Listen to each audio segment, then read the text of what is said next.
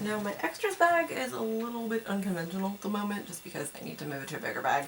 It was in just a Vera Bradley tote, but I'm going to show you guys all of my stuff. Let me get it out of here because it is just currently everywhere.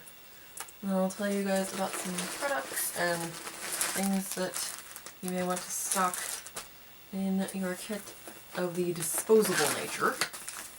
Hell, I'm going to kind of show you the accessory stuff and then show you my brushes. This is probably going to be a several-parter, just so this video isn't long AF. But these are a bulk bag of brush wipes, and this essentially just kind of cleans the brushes in a manner in which basically means it gets the excess pigment and stuff off so I can quickly change colors. And I got those commercials. I also have two other things of those, and they are the e.l.f. ones. Whoop. One is extra because it has not been opened. The other one obviously has.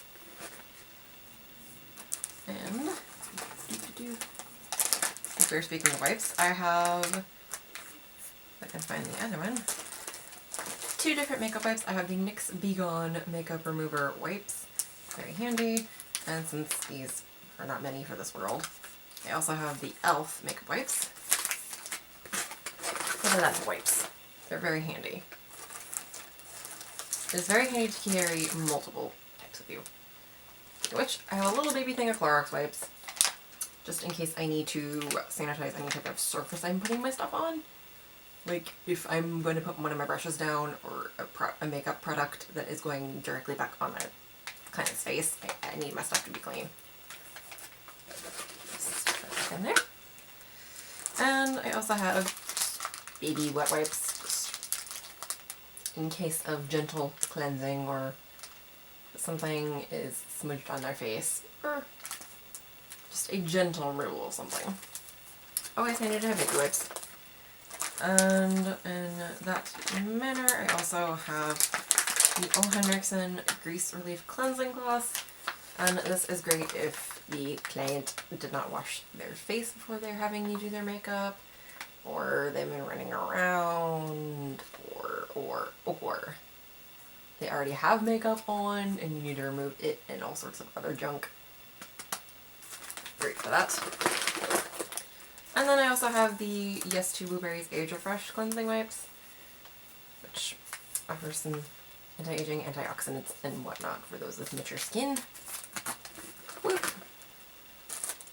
And of course, the good old micellar cleansing water and cotton pads. Basic, universal, all of that jazz. Which is also important to have, like, little cotton products like these. They're very handy. And in that manner, I have latex-free foam cosmetic wedges, which are good for foundation if the client doesn't generally like little blender sponges, or to apply various SFX things, which I will go into later. And also little rounds, which are also good for that. Generic ones, you can get these anywhere.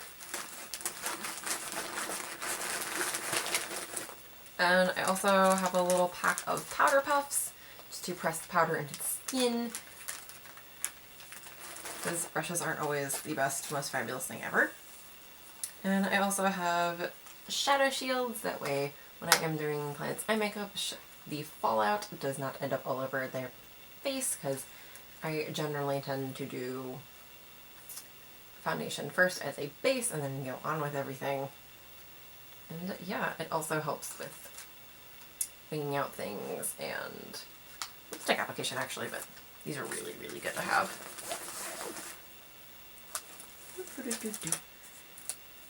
I also have, now these are the spare ones, a pack of lip gloss, lip color applicators, and spoolies. Please, for the love of all that is holy, if you are going to keep mascara in your kit and use it on clients, use a disposable spoolie each time. Don't stick it back in. Don't use the one that is provided with it. Unless you are planning to give that mascara to the client, you are going to contaminate the entire bottle and not be able to use it on anybody else. It will no longer be sanitary. Yes, I have actually heard of makeup artists just directly taking the wand and plopping it on somebody's eyeballs. Do you want an eye infection? That's how you get an eye infection. And spread Lord knows what. Disposable applicators are your friend. And speaking of that, I keep them, the ones I'm currently using, contained in these little cases that are literally like disposable soap, like travel soap dishes. And you just squeeze.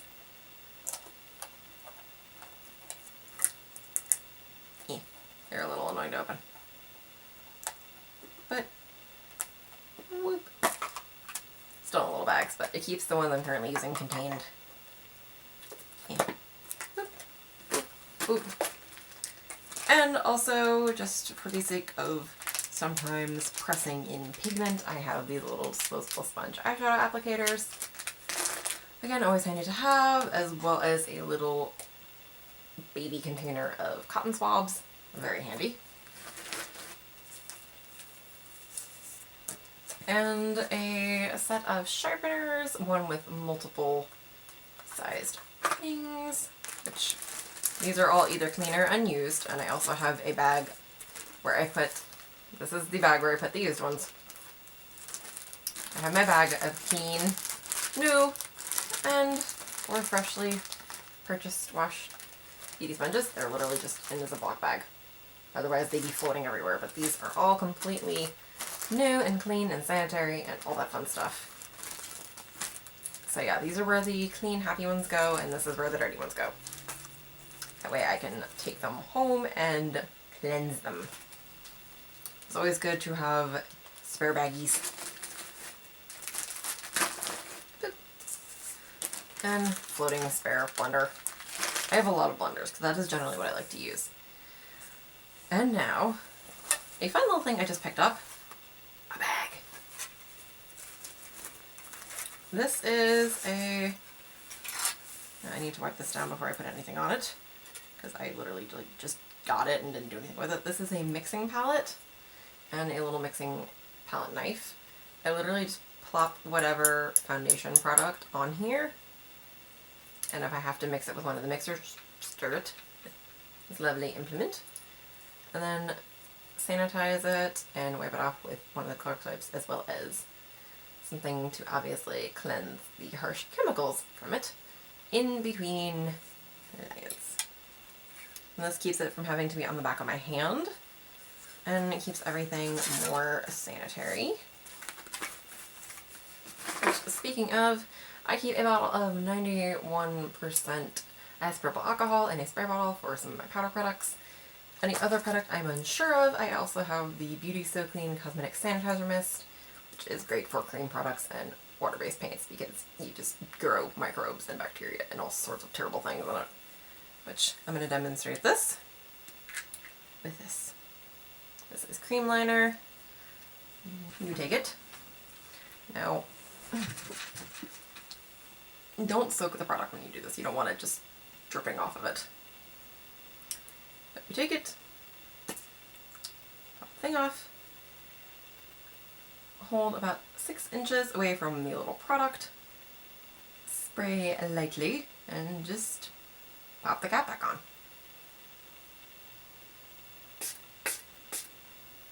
Again, gently misted, did not saturate. This stuff doesn't smell like roses and magicalness. It essentially just smells like hairspray with more alcohol. But it has antimicrobial and antibacterial things in it, so it'll keep your cream products from getting funky. And it's pretty much already evaporated. But, boop, you're good to go, and it's super quick. Just like the alcohol, it does evaporate really quickly, so you don't have to wait forever in a day or mess with just wiping and all sorts of nonsense. Just boop, and you're good to go. And also this is dermatologist tested and non-irritating and paraben free. So it will not irritate humans. This atrocious thing is my brush roll. I will dedicate a video to this because it is just a lot of chaos. Again, this is just showing you guys what is in my kit, and for the millionth time, that's not there. As for building your own, start with basics that allow you multiple options. Cosmetics and Coastal Scents and Colourpop and a plethora of other ones will start you out with big palettes with multiple shades of eyeshadow and concealer and even some foundation to get you started. And palettes are a lot more economical and a lot easier to carry around in a kit than a million little tiny products. The only reason I have so much lipstick is because I just like lipstick. If any of you have seen my clean out, you know I have a lipstick problem. And a lot of my clients specifically requested certain lipstick colors, so yeah, start with the basics. You do not have to break the bank, you do not have to have super fancy products. Honestly, there is no shame in drugstore stuff. Y'all saw that I don't 100% stock super expensive stuff.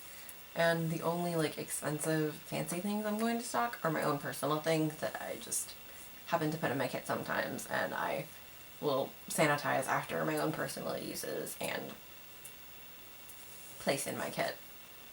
Like, I don't generally stock the Huda Beauty Rose Gold palette or the Moonchild Glow Kit or the Mono Renaissance palette or one of the chocolate bar palettes. It's like, that's not a general thing I stock. I keep the basics in my kit and adjust to my client's needs. And that is the advice I will give you. Start with the basics. Keep the basics. Palettes and universal things, they can be used on multiple clients with multiple skin tones and types.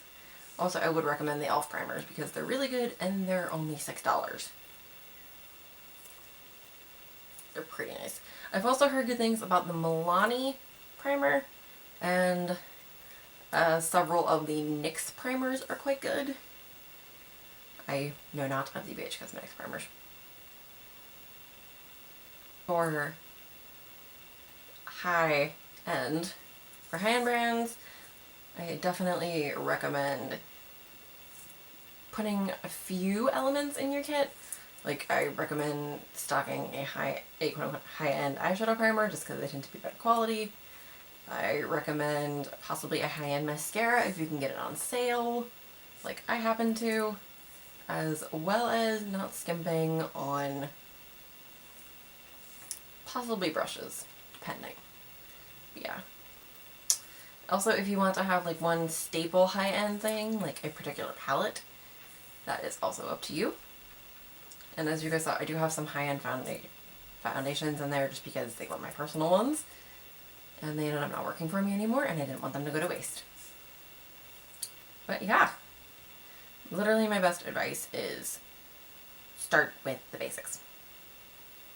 I will very, very gladly go into more details on that and make a specific how to build a kit video if you guys want to see that.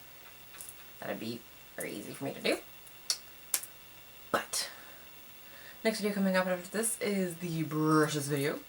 Well, brushes for my kit. If you like my shenanigans and my content, do feel free to subscribe. Hit the little baby bell to be notified when I upload a video. As usual, I'll put links in the description below. I love you guys dearly, and I'll see you next time. Bye!